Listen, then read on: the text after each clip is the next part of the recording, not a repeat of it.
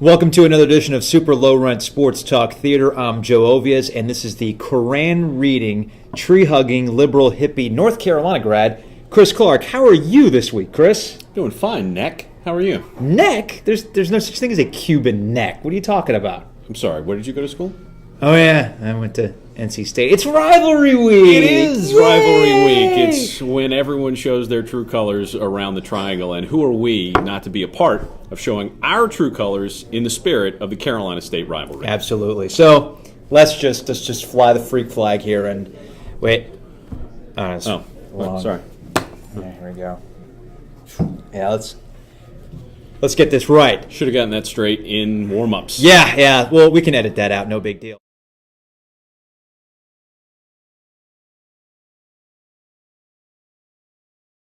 So, it is a rivalry, obviously, so let's go ahead and start comparing the two.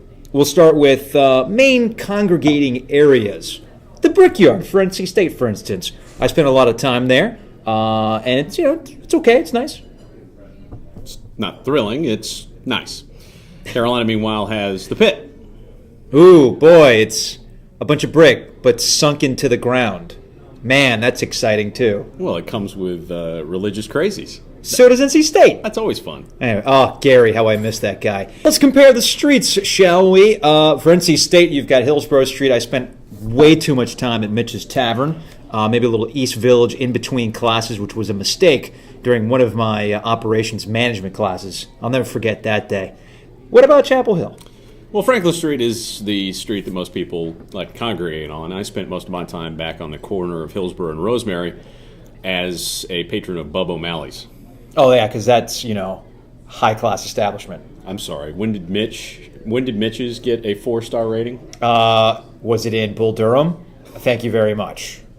Here's a very touchy subject. The co-eds on campus. NC State, I would say, has improved over the years. Chris, how would we compare the women at NC State to the women at North Carolina?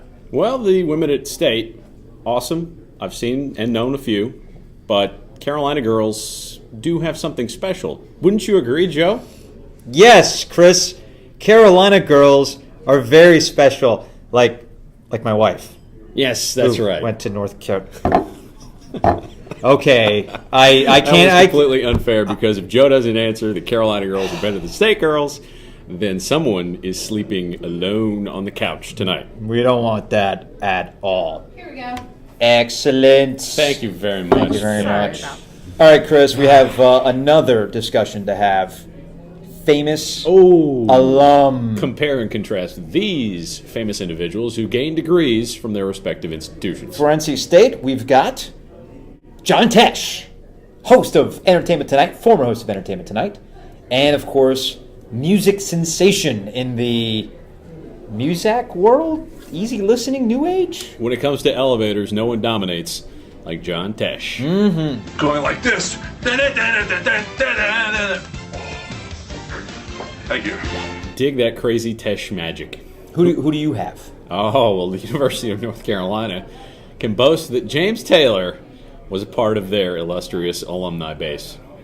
You don't say.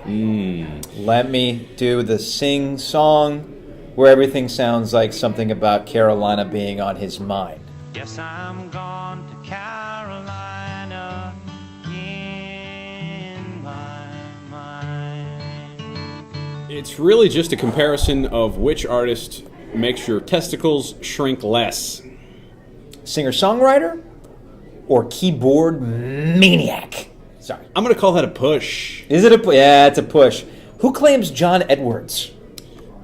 Interesting case, because John Edwards did his undergraduate work at NC State, did law school at the University of North Carolina. Now, if we're going on fandom, I don't happen to see John Edwards at a lot of state basketball games. Well, he knows where the money's at. He knows where the liberal hippies are at. They're sitting front row center at the Dean Dome, where I've seen him a couple of times working his political sleazy magic. North Carolina can have John Edwards if they want to. Frankly, why would NC State want to be associated with a political loser? I mean, he's going to be the loser in a vice presidential bid with John Kerry, and he's going to come in third to Barack Obama and Hillary Clinton. You can put those two in any which order, 1, 2. I'm just saying that John Edwards is going to be third. He can come in third. That's fine. At least he's not Dennis Kucinich. By the way, there's been a debate this week concerning what NC State and North Carolina should play for. And that's fine. I mean, you got the Apple Cup, you play for the Axe and all that. That's fine, whatever. I propose not the winner getting something, but the loser getting something. And I think the loser should get John Edwards. What do you say? The John Edwards Memorial Cup. No. He's your alum. Let's talk about the coaches right now at both schools. You've got Tom O'Brien over at NC State, Butch Davis at North Carolina, at least for the time being. No. What? You have Tom O'Brien at State and Butch Davis at Carolina, but please. For the time being. It's their first year there. They haven't really developed any true attachment to the fan base. We'd rather go back to the coaches from the previous State Carolina game because they were fun. There's this guy who coached North Carolina. I sing a Zumba, Zumba, Zumba. I sing a Zumba, Zumba, say. I sing a Zumba, Zumba, Zumba. I sing a Zumba, Zumba, say. Roll 'em down, you Tory warriors. Roll 'em down, Blackfoot Carol, line down. And then who could forget this guy who used to coach at NC State? Right and wrong. But you're looking good, baby. I believe that you're feeling fine. Shake my body, born under a bad sign. There's a blue moon in your eyes. I don't miss those guys at all. Speak for yourself. Butch Well- Davis and Tom O'Brien might be great coaches, but they're not quite entertaining just yet. We'll let it build for both of them down the road. All right, well, now that we've had our fun at the expense of Chuck Amato and John Bunting. And each other. And each other, of course, too. It's time to actually talk about this football game, which, if you would have talked to us about a month ago, I think it would have been pretty clear. North Carolina was playing better football. NC State looked in a dire situation. But both teams have kind of evened out. And I would say it's a toss-up right now, but we do have to pick a game. Who do you like? I'm going to have to go with NC State. North Carolina, they've played better than they did under John Bunting, but the fact is that TJ Yates has more interceptions than touchdowns.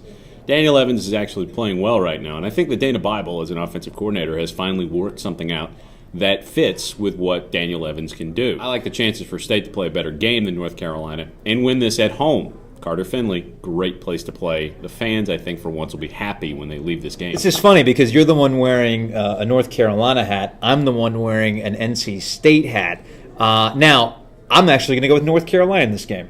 I think NC State, while they've been very successful the last 3 games, the second season has been a roaring success for Tom O'Brien. I think we might be putting a bit too much into their win over Miami, a game in which Kirby Freeman threw 4 completions.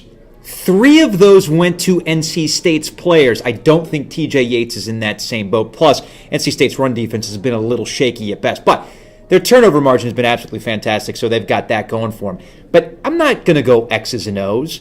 I don't have any one stat that's really going to tell you why North Carolina is going to win over NC State. There's only one reason why.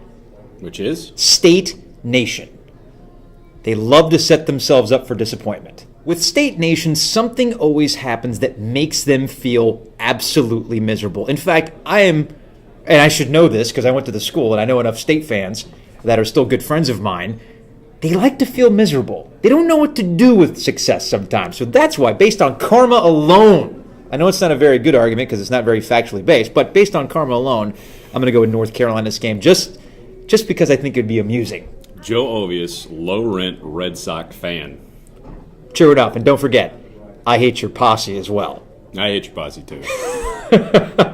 Anyway, that's going to wrap it up for another edition of Super Low Rent Sports Talk Theater. I'm Joe Ovius. I'm Chris Clark. And we'll see you next week, post-rivalry aftermath.